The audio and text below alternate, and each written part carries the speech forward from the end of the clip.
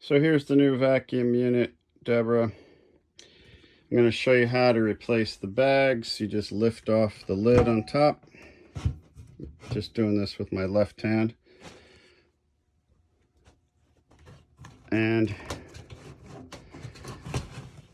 pull the bag off. That's the hole that slides onto that, right onto here, to that throat there. And this is what the bag looks like. Before you insert the bag, you expand it as the instructions say there.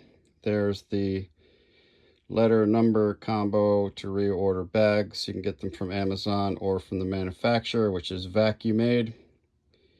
So HPB2H is the bag number. So now I'm going to go back here and show you how to insert the bag. You just put it in the cavity there, and then let's get a different angle.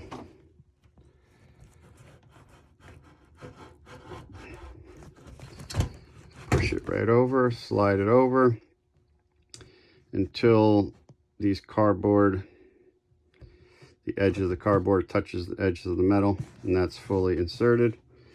And then simply rest the lid back on top. That is it.